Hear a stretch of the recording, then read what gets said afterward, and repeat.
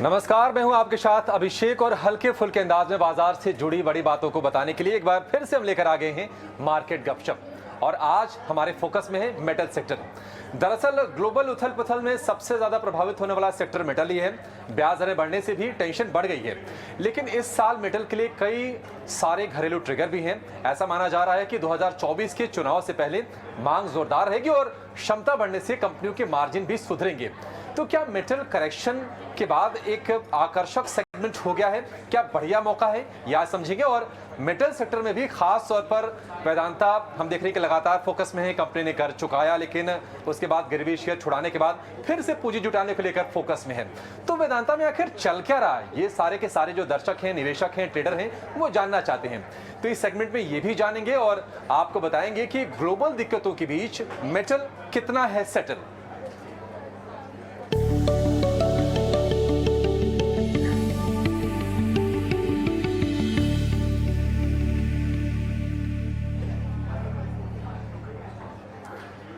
तो मेटल कितना है सेटल, इस पर आज खास चर्चा करेंगे और खास फोकस हम वेदांता पर भी करेंगे, क्योंकि मेटल सेगमेंट में बहुत ही वो डाइवर्सिफाइड कंपनी है जिसका कि बिजनेस फैला हुआ है तमाम सेगमेंट्स में। सिर्फ प्योर मेटल कंपनी वो नहीं है।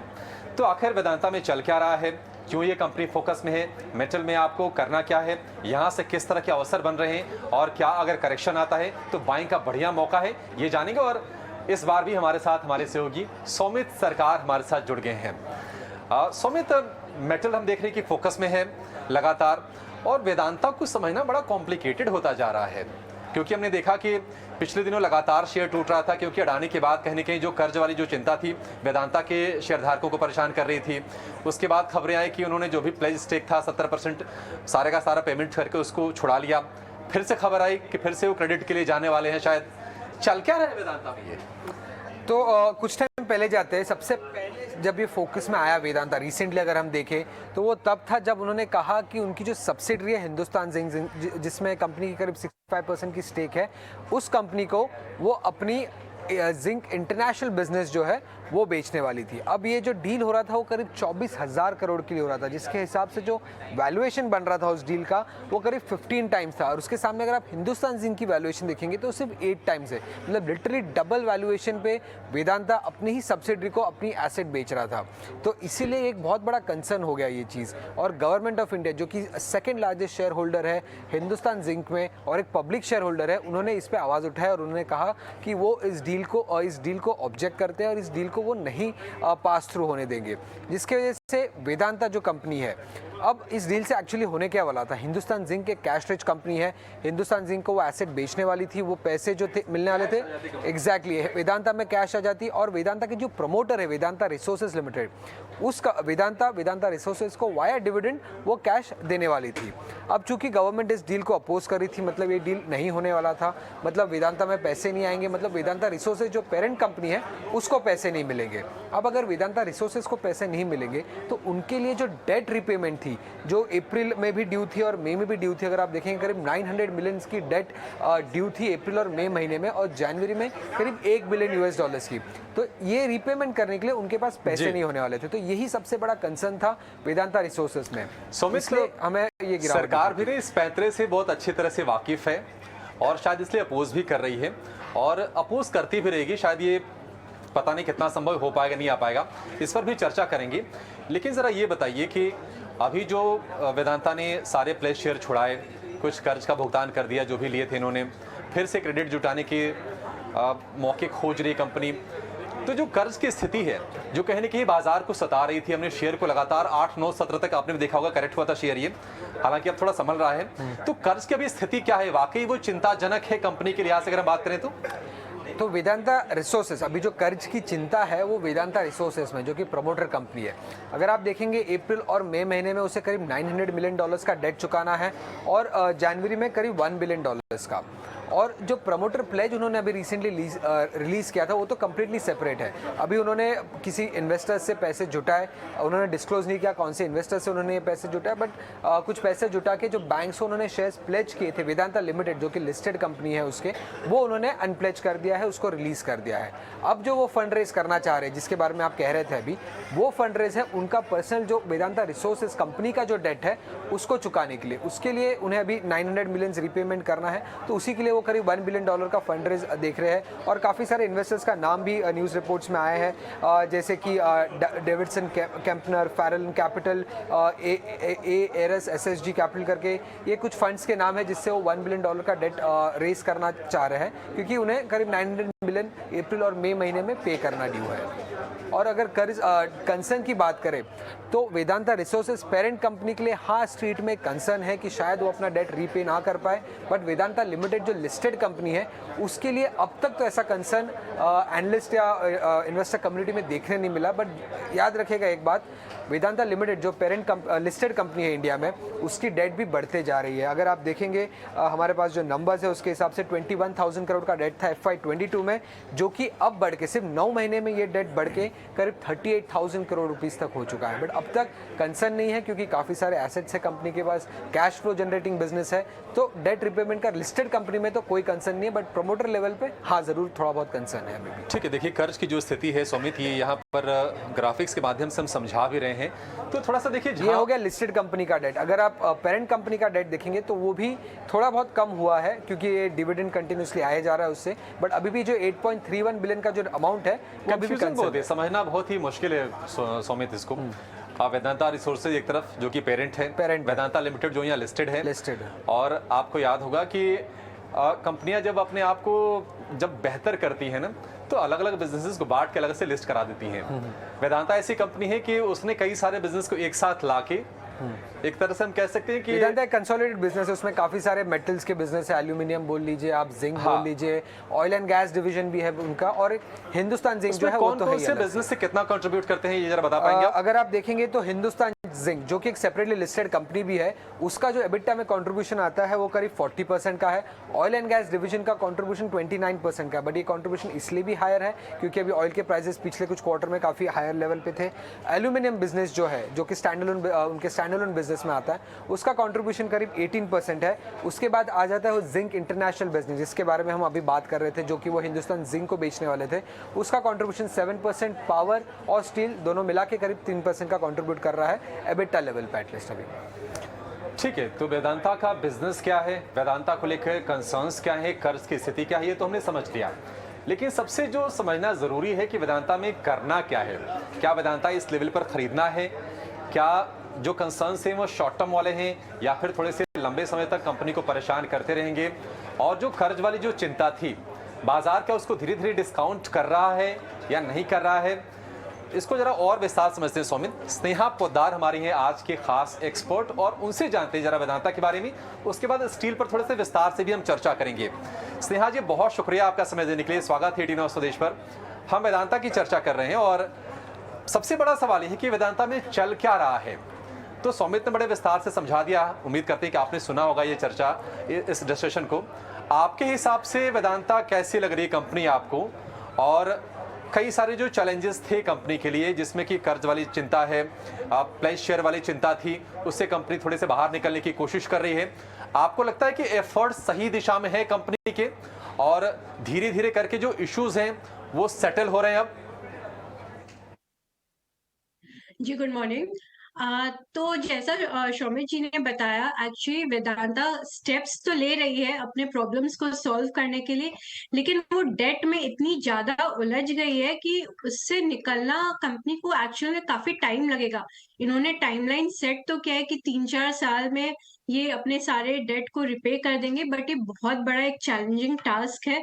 और हम देख भी रहे कि कंपनी स्ट्रगल कर रही है, एक के बाद एक वो स्टेप्स लेने की कोशिश कर रही, कहीं पे उसे सक्सेस मिल रहा है, कहीं फेलियर मिल रही है। तो ये जब तक कंसर्न्स एक्चुअली कम नहीं होंगे तब तक इन्वेस्टर्स इन्हें एज अ बाइंग स्टॉक नहीं देखेगी डेफिनेटली।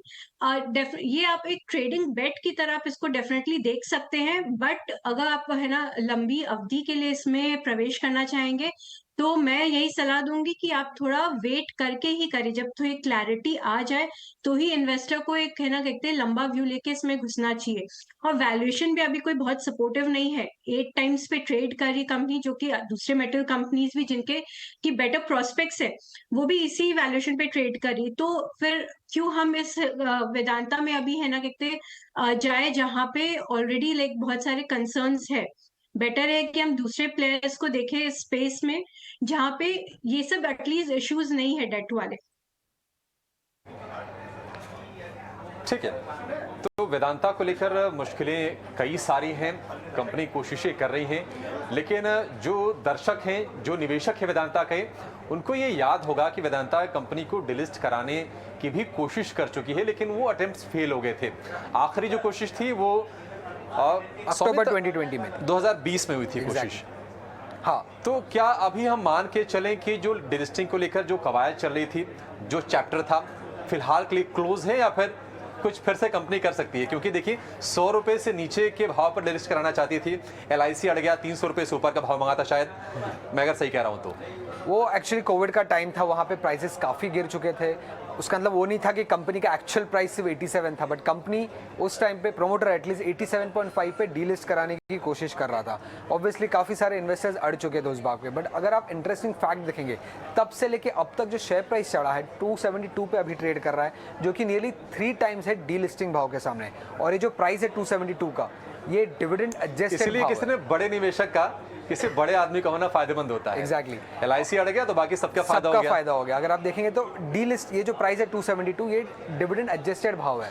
अगर डिविडेंड आप देखेंगे इतने टाइम में कितना अनाउंस है, कब से 126 रुपए का सिर्फ डिविडेंड अनाउंस कर चुका है। यानी अगर इसको जोड़ ली सौमित तो करीब 400 रुपए हो गए फिर। एग्जैक्टली 400 रुपए का भाव अभी हो जाता है। कोई भी इन्वेस्टर जिसने उस टाइम पे होल्ड कर रखा हो, यानी कम से कम 4 गुना, एग्जैक्टली 4 गुना उसको अभी तक फायदा हुआ है वेदांता के शेयर्स में रखने का। और ये डिविडेंड कैसे चुका पाई है कंपनी? हिंदुस्तान जिंक से जो कैश आ रहा था उसको वो पास ऑन कर रही थी, खुद के बिजनेसेस भी कैश फ्लो जनरेटिंग थी, उससे भी वो बिजनेस पास ऑन करके इतना डिविडेंड वो चुका पाई है। और ये डिविडेंड क्यों इतना बड़ा अमाउंट दिया था? क्योंकि ऑब्वियसली जो पेरेंट कंपनी है वेदांता रिसोर्सेज, उसकी डेट हाई थी, उसके डेट रिपेमेंट के लिए। इनफैक्ट उसी के कारण अगर आप देखेंगे वेदांता रिसोर्सेज की जो डेट थी 2022 से लेके अब तक कम हुई है, बट उसके सामने वेदांता जो लिस्टेड कंपनी है इंडियन, उसकी डेट बढ़ चुकी। तो ये एक बात नोटिस करने वाली होनी चाहिए वेदांता के शेयर। ठीक है सुमित, एक बड़ी इंटरेस्टिंग चीज़ है, ये सारी चीज़ें चलती रहेंगी, लेकिन जो दर्शक है ना वो ये जानना चाहते हैं कि करना क्या है इसमें। एनालिस्ट का क्या मानना है? क्या वो शेयर को लेके पॉजिटिव हैं, वो यहाँ पर खरीदने की सलाह दे रहे हैं? क्या व्यू निकल के आ रहा है? एनालिस्ट कम्युनिटी से जब हम बात करते हैं तो वो सिंपली यही कहते हैं कि आज के टाइम पे आपको हिंदुस्तान जिंक में इन्वेस्टेड नहीं रहने के बदले वेदांता में इन्वेस्टेड रहने में ज़्यादा फायदा है। अच्छा। क्योंकि वहाँ से आपको ज़्यादा डिविडेंड आ रहा है। ये डील अगर नहीं भी होता है जो जिंक इंटरनेशनल बेचना चाहती थी, तो भी हिंदुस्तान जिंक से वो डिविडेंड तो कैश फ्लो करते ही रहेंगे वेदांता में, जिसकी वजह से आपको डिविडेंड मिलता रहेगा। और डिविडेंड से एक्चुअली आपका अगर आप देखेंगे किसी ने अगर 87 में खरीदा रहता तो अब तक तो उसका कॉस्ट प्राइस निकल चुका होता है डिविडेंड के थ्रू। तो यही एनालिस्ट कम्युनिटी का भी मानना है कि अच्छा डिविडेंड प्ले हो सकता है वेदांता किसी भी इन्वेस्टर के लिए। PSUs को अगर हम छोड़ दें तो प्राइवेट के अलावा स्पेस में डिविडेंड के अलावा डिविडेंड के मुकाबले कोई डिविडेंड कंपनी है क्या? हाँ। अगर हम डिविडेंड को लेकर चर्चा करें और हम PSUs को बाहर कर दें, तो वेदांता के मुकाबले कोई खड़ा होता का है? ही नाम सबसे टॉप में आएगा हाईएस्ट डिविडेंड पेइंग में। अगर रफली कितना है ये? कम से कम 10% के आसपास का डिविडेंड यील्ड रहा है अब तक। 10% का? तो अगर शेयर में ग्रोथ ना भी हो तो भी 10% आपको FD से बेहतर विकल्प है वेदांता। हाँ, शेयर प्राइस हालांकि थोड़ा सा शेयर प्राइस अगर गिरता है तो कंसर्न से, चढ़ता है तब तो बल्ले बल्ले है। शेयर में भी ग्रोथ है, डिविडेंड मिल ही रहा है और डिविडेंड मिलता रहेगा, इसकी भी गारंटी भी है यहाँ पे। गारंटी भी है यहाँ, क्योंकि कंपनी ने खुद ही ऐसा रास्ता बना रखा है कि डिविडेंड मिलता रहे। एग्जैक्टली। ठीक है, तो वेदांता पर ये हमारी चर्चा हो गई और हमने स्नेहा से व्यू भी ले लिया। लेकिन सौम्य जरा पूरे मेटल सेक्टर की चर्चा कर लेते हैं, क्योंकि हमने देखा था कि इस हफ्ते थोड़ी सी प्रॉब्लम भी आई थी। कल हमने भारी गिरावट देखी मेटल के स्टॉक्स में, और हम देख रहे हैं कि जब भी ग्लोबल चैलेंजेस थोड़े से क्रॉप अप होते हैं, मेटल थोड़े से प्रॉब्लम में आ जाती है, क्योंकि ग्लोबल लिंकेज इसका है। लेकिन ग्लोबल लिंकेज के अलावा और भी बहुत सारी ऐसी चीज़ें आ रही हैं जो इसको ट्रिगर करेंगी। जैसे कि चीन ने ऐलान किया है कि वो प्रोडक्शन घटाएगा। निश्चित तौर पर भारत की कंपनियां, शायद उनके लिए फ़ायदा हो सकता है। दूसरी चीज़, ये प्री इलेक्शन ईयर है ये 2023 का, और सरकार की तरफ से जो बड़े बड़े जो कैपेक्स के ऐलान किए जाते हैं उसका फ़ायदा होता है। हालांकि हाई बीटा है ये सेक्टर, जब भी ग्लोबल टर्मोइल होता है ये सेक्टर टूट जाता है। लेकिन क्या आपको लगता है कि मेटल इस साल के लिए एक सही बेट साबित हो सकते हैं? सही बेट साबित हो सकते हैं कि नहीं, वो तो हमारी एनालिस्ट जरूर बता देगी, बट हम हाँ, ठीक है, स्नेहा जान लेते हैं ना फिर। कंसर्न्स के बारे में अगर हम बात करें तो सबसे पहला कंसर्न्स बाद में जानेंगे। ठीक है, कंसर्न्स बाद में जानेंगे, ट्रिगर कर पहले लें। अच्छी वाली चीज जान लेते हैं। स्नेहा, आपको क्या लगता है कि मेटल अगर किसी को लेना हो, हालांकि हमने देखा है कि जो टॉप की मेटल कंपनीज है, टाटा स्टील स्प्लिट किया, उसके बाद 100 रुपए के आसपास भाव आया, फिर से चढ़ के 130 रुपए के आसपास ये शेयर गया, वहां से फिर से करेक्शन आया, हमने शेयर में देखा। आपको लगता है कि एंट्री पॉइंट सही बन रहा है मेटल स्टॉक्स में? जी एक्चुअली अगर आप देखोगे तो मेटल सेक्टर एक सिक्लिकल सेक्टर है, आपने भी ये बात माना है। दो अपॉर्चुनिटीज काफी है, पर इसका ग्लोबल लिंकेज इतना ज्यादा है और अभी मैक्रो अनसर्टेनिटी जिस तरीके से प्ले कर रही है मार्केट में, तो इसके प्राइसेस कंटिन्यूअसली अप डाउन लगे रहेंगे। तो मेटल माने आप as a long term bet तो डेफिनेटली नहीं देख सकते हो, but as a short term bet, as a trading bet आप डेफिनेटली इसको यूज कर सकते हो, क्योंकि इसमें उतार चढ़ाव बना ही रहेगा। अगर आप है ना कहते डोमेस्टिक डिमांड, आप जो बोल रहे हो सही है कि डोमेस्टिक डिमांड काफी रोबस्ट रहेगी, क्योंकि गवर्नमेंट काफी केपेक्स प्लान्स अनाउंस कर रहे ऑलरेडी, क्योंकि प्री इलेक्शन ईयर है। तो डोमेस्टिक डिमांड पे कंसर्न नहीं है। और अगर हम लेकिन ग्लोबल डिमांड की बात करें, तो जहां चाइना रीओपनिंग और उसके जो थोड़े बहुत मैक्रो डेटा पॉइंट्स जब आने चालू हुए हैं, तो वो थोड़ी सी अच्छे डेटा पॉइंट्स आ रहे हैं हमें, तो हमें दर्शाता है कि डिमांड चाइना की तरफ से भी रोबस्ट रहने वाला है। बट दूसरी तरफ अगर यूरोप में रिसेशन का कंसर्न्स है, हाई इन्फ्लेशन का कंसर्न्स है, इंटरेस्ट रेट्स है ना, फेड दिख ही नहीं रहा है कि वो कहीं वो पॉज लेने वाला है। फिर अभी ये नया एक बैंकिंग क्राइसिस आ गया। तो इतने सारे फैक्टर्स है ग्लोबल कि इनके ग्लोबल प्राइसेस सस्टेन ही नहीं होते, बहुत ज्यादा वॉलेटिलिटी अपने को देखने मिलती है। एंड इसका कहीं ना कहीं इकोनॉमिक रिपरकशंस भी होगा। तो अगर ग्लोबल स्लो डाउन आता है तो डेफिनेटली मेटल्स का डिमांड हिट होगा। तो एक तरफ डोमेस्टिक डिमांड है ना प्रॉब्ली स्ट्रांग है, लेकिन दूसरी तरफ ग्लोबल डिमांड पे अभी भी क्वेश्चन मार्क है कि वो यहाँ से इम्प्रूव करेगा कि नहीं करेगा। तो उसके लिए बहुत क्लैरिटी नहीं आ रहा है कि अभी हमें यहाँ पे निवेश करना चाहिए कि नहीं करना चाहिए as a long term bet, but definitely trading bet ये बनता है मेटल सेक्टर। ठीक है, ट्रेडिंग बेट ये बनता है मेटल सेक्टर। और जो कंसर्न्स बता रही हैं सुमित की, कहीं ना कहीं ब्याज दर ऊपर जा रही है, उसका कंसर्न है। ग्लोबल रिसेशन की बात चल रही है, रिसेशन की बात चली है, लेकिन कहीं ना कहीं पॉजिटिव्स भी तो हैं। घरेलू डिमांड इतनी मजबूत है और कहीं ना कहीं ये अब उम्मीद की जा रही है कि शायद यहाँ से रिजल्ट्स बेहतर होंगे, मार्जिन इंप्रूव होंगे। और यूरोप में जो कंसर्न की बात करी है स्नेहा, वहाँ पे सबसे बड़ा कंसर्न लास्ट ईयर ये था कि जिस तरह से एनर्जी के प्राइसेस ऊपर गए थे, अब वो सारे के सारे कूल डाउन हो रहे हैं। तो ये एक शायद फेवरेबल कंडीशन भी बन रहा है। आपके हिसाब से और कंसर्न्स क्या हैं जो स्नेहा कह रही कि नहीं लॉन्ग टर्म के लिए ठीक नहीं है, ट्रेडिंग के लिए ठीक है? अभी ये कंसर्न्स तो जितने भी स्नेहा ने बताई वो सब कवर कर देते हैं। ग्लोबल रिसेशन कंसर्न्स है, हाई इंटरेस्ट रेट के कंसर्न्स है। एक और कंसर्न ये है कि चाइना में भले ही मार्केट एक्सपेक्ट कर रहा है कि रिकवरी होगा, बट पेस ऑफ रिकवरी जो है वो भी बहुत मैटर करता है। अगर बहुत ही स्लोअर पेस रहा तो उतना हमें शायद ग्रोथ ना दिखने मिले डिमांड में आगे चलते। बट ट्रिगर्स की अगर हम बात करें तो सबसे बड़ा डोमेस्टिक प्लेयर्स के लिए जो सबसे बड़ा ट्रिगर है वो है जो केपेक्स टारगेट गवर्नमेंट ने सेट किया है। रेलवे का जो टारगेट है काफ़ी अच्छा टारगेट है, 30% ग्रोथ की एक्सपेक्टेड है, जिसके से डिमांड जो है वो रेजिलेंट रहेगी। बट जो प्राइजेज है वो ग्लोबल भी अगर हम देखें तो चाइना ही कंट्रोल करता है। चाइना ने अगर प्रोडक्शन कट किया तो ऑब्वियसली प्राइजेस ऊपर जाएंगे, बट अगर चाइना की साइड से डिमांड भी कम रहा तो प्राइजेस पे ये एक इम्पैक्ट इम्पैक्ट कर सकता है। अगर हम देखेंगे तो ईयर टू डेट स्टील के प्राइजेस करीब 30% से बढ़ चुके हैं, बट अपने पीक से फिर भी वो नीचे है, क्योंकि डिमांड रिकवरी जो हो रही है चाइना से वो थोड़ी बहुत स्लोअर पेस पे हो रही है। तो ये एक कंसर्न भी है, बट एक पॉजिटिव ट्रिगर भी हो सकता है आगे चलते। तो पेस ऑफ रिकवरी जो है वो काफी इंपॉर्टेंट है। उसमें भी एक चीज है, क्या हमें सारी की सारी जो मेटल कंपनीज हैं एक ही नज़र से देखनी चाहिए? क्योंकि एक तरफ स्टील वाली है, दूसरी तरफ जो इंडस्ट्रियल मेटल हैं, कॉपर, जिंक, निकल हो गया, वो भी हैं। क्या सबको एक ही बास्केट में एक साथ देखना ठीक है, या फिर थोड़ा सा अलग अलग करके थोड़ा कुछ अलग व्यू बना सकते हैं?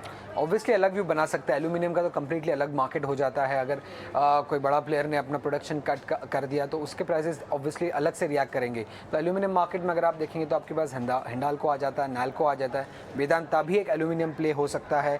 स्टील प्लेयर्स में अगर हम देखें तो सेल है जो कि गवर्नमेंट कंपनी है, उसका Tata steel, JSW steel, JSPL है, जिंदल स्टेनलेस है।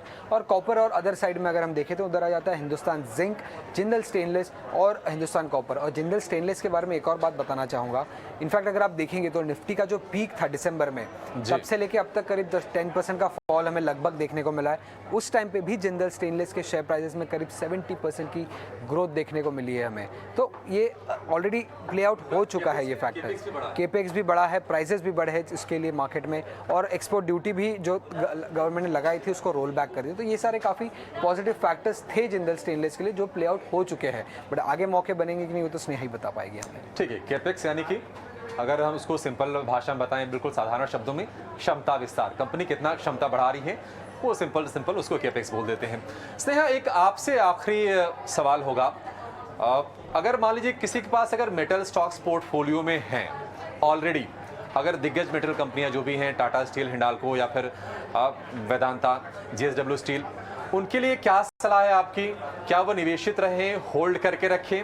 और वो लोग जो मेटल में निवेश करना चाहते हैं, अपने पोर्टफोलियो का हिस्सा बनाना चाहते हैं, कुछ लेना है अगर मान लीजिए, और नज़रिया मान लीजिए मुझे 1 साल नहीं बल्कि 3 साल से 5 साल का अगर रखना हो, आपके हिसाब से अभी रणनीति क्या होनी चाहिए? जी, मेटल्स में हमारा पॉजिटिव व्यू 2 ही स्टॉक पे बन रहा है। एक तो हिंडाल्को जो कि एल्यूमीनियम सेगमेंट में है, और एक JSPL। ये 2 ही प्लेयर है जहाँ पे हमें लग रहा है कि कंपनी कैपेबल है, एटलीस्ट अगर कितने भी मैक्रो अनसर्टेनिटी रहे, लेकिन इनकी जो डोमेस्टिक डिमांड के कारण इनमें जो ग्रोथ दिखाई देगी वो काफ़ी स्ट्रॉन्ग रहेगी। तो ये 2 प्लेयर्स हैं जिन पे हम काफ़ी पॉजिटिव है। अगर हम हिंडाल्को की जैसे बात करते हैं, तो हिंडाल्को के जो रिजल्ट्स थे इस बार Q3 के काफ़ी खराब रहे, और स्पेशली नोवेलिस के भी काफ़ी खराब नंबर्स थे। पर फिर भी हम काफ़ी पॉजिटिव है उसके नोवेलिस बिज़नेस को और डोमेस्टिक बिज़नेस दोनों को लेके। नोवेलिस की अगर हम बात करें तो नोवेलिस एक बहुत स्ट्रॉन्ग प्लेयर है आपके ये बेवरेज कैन बिज़नेस में। तो वहाँ पे लॉन्ग टर्म अपॉर्चुनिटी काफ़ी स्ट्रॉन्ग है, और कंपनी में काफ़ी पोटेंशियल है कि वो इस अपॉर्चुनिटी को टैप करे। तो जहाँ नंबर्स में वीकनेस हमें 1-2 क्वार्टर और दिख सकता है, बट कंपनी डेफिनेटली उससे उभर के आएगी, और हमें लगता है कि वो अगले 2-5 साल में अच्छा अर्निंग्स ग्रोथ दिखा सकती है। तो हिंडाल्को की नोवेलिस बिज़नेस की मैंने बात की, और वहीं दूसरी तरफ हिंडाल्को बहुत स्ट्रॉन्ग प्लेयर है डोमेस्टिक मार्केट में भी। तो अगर किसी को मेटल्स में बने रहना है तो सलाह वही है कि जो लार्ज प्लेयर्स हैं उनसे स्टिक करें, और स्पेशली जिनका बैलेंस शीट भी काफ़ी स्ट्रॉन्ग है, और जो कैश रिच कंपनीज़ है, जो वर्किंग कैपिटल को अच्छे से मैनेज करे, उन कंपनीज़ में स्टिक करना ज़्यादा बेटर रहेगा। तो एक हिंडाल्को एल्यूमीनियम स्पेस में हमें अच्छी लगती है। और दूसरी प्लेयर जिंदाल स्टील है। जिंदाल स्टील की अगर हम बात करें तो कंपनी काफ़ी कुछ केपेक्स उसने अनाउंस किया है जो कि कमीशन होने वाला है अगले 1-2 साल में, जिससे कि कंपनी अच्छा वॉल्यूम ग्रोथ को टारगेट कर सकेगी। And at the same time जो coking coal as a raw material जो कंपनीज यूज करती है, तो कंपनी उसमें भी है ना अपना इंटीग्रेशन को इम्प्रूव करिए, जिससे कि उसे एट अ लो प्राइस कोल वो ले सके। तो इन सब चीजों को अगर हम नजर मद्दे रखें तो फिर एक JSPL एक अच्छा बेट बनता है। इसके अर्निंग्स भी काफी स्ट्रॉन्ग है, और हमें आगे लगता है पोटेंशियल है कंपनी में कि जैसे जैसे इसका कोल प्रोडक्शन इम्प्रूव होगा, इसका नंबर्स पे भी रिफ्लेक्ट करेगा, और इसके जो रिटर्न रेशियोज है वो भी यहाँ से इम्प्रूव होते हुए दिखाई देंगे। तो JSPL हमारा टॉपिक रहेगा स्टील सेगमेंट में। ठीक है, तो हिंडाल्को और JSPL समिति ये 2 स्टॉक निकल के आए, और हमने चर्चा की शुरुआत भी इन्हीं से की थी, और कल के सत्र में हमने देखा था कि हिंडाल्को सबसे ज़्यादा गिरा भी था। तो शायद आपके लिए मौके बन सकते हैं अगर आपको मेटल में कुछ खरीदना हो। हालांकि स्नेहा का व्यू ये है कि ट्रेडिंग बेट अभी ज़्यादा है, निवेश के लिहाज से मेटल्स को नहीं देखना चाहिए, क्योंकि अगर कुछ कंडीशंस फेवरेबल हो रहे हैं, कुछ इनके हक में हैं अगर, तो कुछ चिंताएं भी हैं, जैसे कि रिसेशन वाली टेंशन है और वो शायद परेशान कर सकती है बाजार को। ब्याज दरें जिससे ऊपर जा रही हैं वो रिसेशन को शायद और डीप लेके यहाँ से जा सकता है, हालांकि पुख्ता तौर पर हम नहीं कह सकते, लेकिन ये कंसर्न्स अभी हैं सेक्टर के लिए। इसके चलते बहुत लंबी अवधि का नजरिया शायद अभी बनाया नहीं जा सकता। स्नेहा जी, बहुत शुक्रिया आपका समय देने के लिए और मेटल सेक्टर को बहुत ही साधारण तरीके से आसान भाषा में हमारे दर्शकों को समझाने के लिए। और सौमित, आपका बहुत शुक्रिया बहुत अच्छे से सारे के सारे डेटा पॉइंट्स इकट्ठा करने के लिए और हमारे दर्शकों को पूरे अच्छी तरह से ये सेक्टर को डिकोड करने के लिए।